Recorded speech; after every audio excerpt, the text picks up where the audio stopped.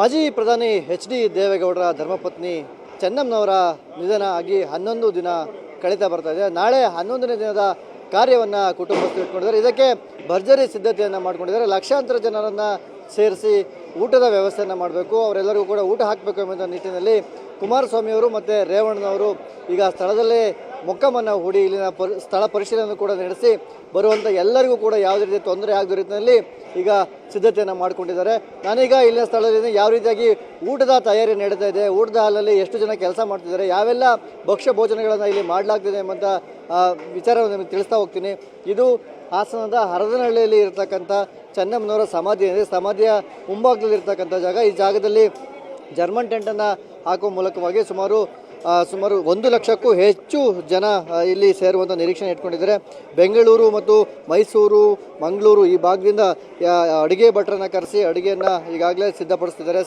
ಸಿಹಿ ತಿಂಡಿಗಳನ್ನು ಸಿದ್ಧಪಡಿಸಿದ್ರೆ ನಾವು ನೋಡ್ಬೋದು. ಲಾಡು ಆಗಿರ್ಬೋದು, ಹೋಳಿಗೆ ಆಗಿರ್ಬೋದು, ಇನ್ನಿತರ ವಸ್ತುಗಳನ್ನು ಈಗ ಸಿದ್ಧಪಡಿಸಿದ್ದಾರೆ. ನಾಳೆ ಸುಮಾರು 11 ಗಂಟೆಯಿಂದ ಪೂಜೆ ವಿಧಿ ವಿಧಾನಗಳು ನಡೆಯುತ್ತೆ. ಆ ಹಿನ್ನೆಲೆಯಲ್ಲಿ ನಂತರದಲ್ಲಿ ಊಟದ ವ್ಯವಸ್ಥೆಯನ್ನು ಮಾಡ್ಕೊಂಡಿದ್ದಾರೆ. ಲಕ್ಷಾಂತರ ಜನ ಈ ಕಾರ್ಯಕ್ರಮಕ್ಕೆ ಆಗಮಿಸುವಂಥ ನಿರೀಕ್ಷೆಯನ್ನು ದೇವೇಗೌಡರ ಕುಟುಂಬ ಇಟ್ಕೊಂಡಿರೋದ್ರಿಂದ ಅವ್ರು ಬರುವಂಥ ಎಲ್ಲ ಅಭಿಮಾನಿಗಳಿಗೆ ಮತ್ತು ಪಕ್ಷದ ಕಾರ್ಯಕರ್ತರಿಗೆ ಮತ್ತು ಚೆನ್ನಮ್ಮನವರ ಅಭಿಮಾನಿಗಳಿಗೆ ಊಟದ ವ್ಯವಸ್ಥೆಯನ್ನು ಮಾಡಿಕೊಳ್ಳಲಾಗಿದೆ. ಈ ಹಿನ್ನೆಲೆಯಲ್ಲಿ ರಾಜ್ಯದ ನಾನಾ ಭಾಗದಿಂದ ಜನರು ಕೂಡ ಬರ್ತಾರೆ. ಅದಕ್ಕೆಲ್ಲರಿಗೂ ಕೂಡ ಯಾವುದೇ ರೀತಿ ತೊಂದರೆ ಆಗದಿರೋದ್ರಿಂದ ಅವರಿಗೆಲ್ಲ ಊಟದ ವ್ಯವಸ್ಥೆಯನ್ನು ಮಾಡಿಕೊಳ್ಬೇಕು ಎಂಬಂಥ ರೀತಿಯಲ್ಲಿ ಸಿದ್ಧತೆಯನ್ನು ಮಾಡಿಕೊಳ್ಳಲಾಗಿದೆ. ಈಗಾಗಲೇ ಬೆಳಗ್ಗೆ ಮಾಜಿ ಮುಖ್ಯಮಂತ್ರಿ ಮತ್ತು ಕೇಂದ್ರ ಸಚಿವರಾಗಿರ್ತಕ್ಕಂಥ HD ಕುಮಾರಸ್ವಾಮಿ ಅವರು ಸ್ಥಳ ಪರಿಶೀಲನೆ ನಡೆಸಿದರು. ಇಲ್ಲಿ ಯಾವುದೇ ರೀತಿ ತೊಂದರೆ ಆಗಬಾರ್ದು ಅನ್ನೋ ಸೂಚನೆಯನ್ನು ಕೂಡ ಅವರು ಕೂಡ ಕೊಟ್ಟಿದ್ದಾರೆ.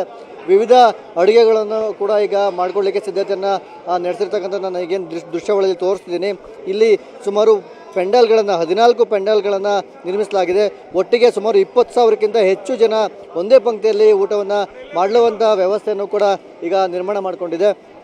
ನಾಳೆ ಬೆಳಗ್ಗೆ 11 ಗಂಟೆಯಿಂದ ಪೂಜೆ ಕಾರ್ಯ ಶುರುವಾದ ನಂತರದಲ್ಲಿ ಊಟದ ವ್ಯವಸ್ಥೆಯನ್ನು ಮಾಡಿಕೊಳ್ಳಲಾಗಿದೆ. ಈಗಾಗಲೇ ಇಲ್ಲಿನ ಭಟ್ರುಗಳೇನಿದ್ದಾರೆ ಎಲ್ಲರೂ ಕೂಡ ಬಾಣಸಿಗರು ಇಲ್ಲಿ ಬಂದು ಅಡುಗೆಯ ಕಾರ್ಯದಲ್ಲಿ ತೊಡಕೊಂಡಿದ್ದಾರೆ. ವಿವಿಧ ರೀತಿಯ ಭೋಜನಗಳನ್ನು ಮತ್ತು ಚೆನ್ನಮ್ಮನವರು ಯಾವ್ಯಾವ ರೀತಿಯಾಗಿ ಇಷ್ಟಪಡ್ತಿದ್ರು ಆ ಎಲ್ಲ ಭೋಜನಗಳನ್ನು ಸಿದ್ಧಪಡಿಸಲಿಕ್ಕೆ ಈಗ ಮುಂದಾಗಿದ್ದಾರೆ. ರಾಜ್ಯದ ನಾನಾ ಕಡೆಯಿಂದನೂ ಕೂಡ ಈಗ 1,500ಗಿಂತ ಹೆಚ್ಚು ಬಾಣಸಿಗರನ್ನು ಈ ಕಾರ್ಯಕ್ರಮದಲ್ಲಿ ಅಡುಗೆ ಮಾಡಲಿಕ್ಕೆ ಕರೆಸಲಾಗಿದೆ.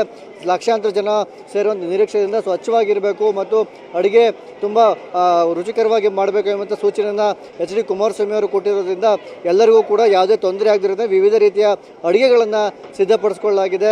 ಈಗ ನಾನು ಈ ದೃಶ್ಯಾವಳಿಯಲ್ಲಿ ಏನು ತೋರಿಸ್ತಿದ್ದೀನಿ ಎಲ್ಲ ನಾಳೆಗೆ ಬೇಕಾಗಿರ್ತಕ್ಕಂಥ ಅಡುಗೆಗಳನ್ನು ಸಿದ್ಧಪಡಿಸಿರ್ತಕ್ಕಂಥದ್ದು. ಸುಮಾರು 1,500ಕ್ಕೂ ಹೆಚ್ಚು ಜನರನ್ನು ಬಾಣಸಿಗರನ್ನು ಬಳಸ್ಕೊಂಡು ಅಡುಗೆಯನ್ನು ಸಿದ್ಧಪಡಿಸಲಾಗಿದೆ. ನಾನೀಗ ಇಲ್ಲಿ ಪ್ರಮುಖ ಬಾಣಸಿಗರ ಜೊತೆ ಇದ್ದಾರೆ, ಅವ್ರನ್ನ ಮಾತಾಡ್ತಾ ಹೋಗ್ತೀನಿ. ಯಾವೆಲ್ಲ ಅಡುಗೆಗಳನ್ನು ಮಾಡ್ತಾರೆ, ಎಷ್ಟು ಜನ ಬರುವಂಥ ಸೂಚನೆಯನ್ನು ದೇವೇಗೌಡರ ಕುಟುಂಬ ಕೊಟ್ಟಿದೆ, ಎಲ್ಲ ವಿಚಾರ ತಿಳ್ಕೊಳ್ಳೋಣ. ಸರ್ ಹೇಳಿ ಸರ್, ಈಗ ಅಡುಗೆ ಕಾರ್ಯ ಶುರುವಾಗಿದೆ. ನಾಳೆ ನಿಮಗೆ ಯಾವ್ಯಾವ ರೀತಿಯ ಅಡುಗೆಯನ್ನು ಮಾಡಲಿಕ್ಕೆ ನೀವು ಸಿದ್ಧತೆ ಮಾಡ್ಕೊತಿದ್ದೀರಾ ಸರ್?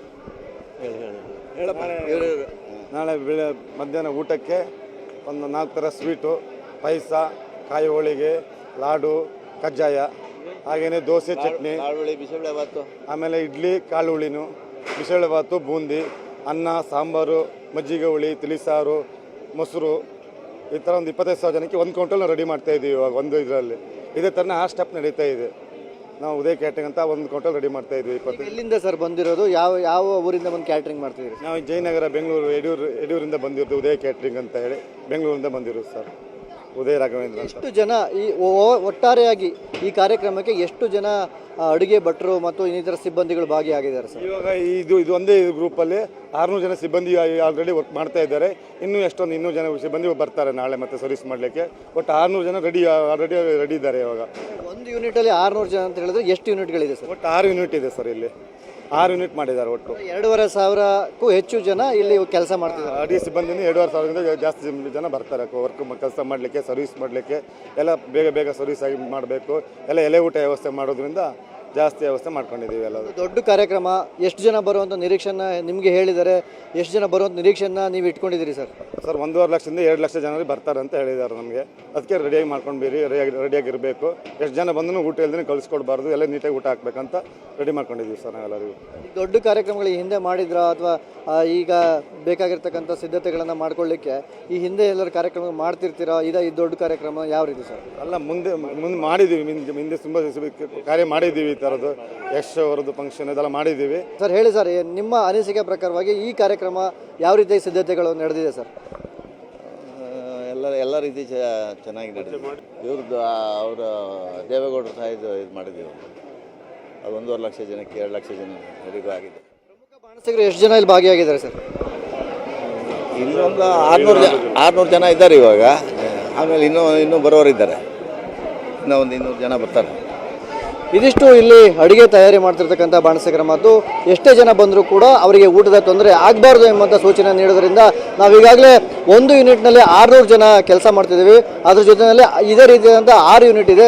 2500ಕ್ಕೂ ಹೆಚ್ಚು ಜನರು ಈ ಕಾರ್ಯಕ್ರಮದಲ್ಲಿ ಕೆಲಸಕ್ಕಾಗಿ ಭಾಗಿಯಾಗಿದ್ದಾರೆ.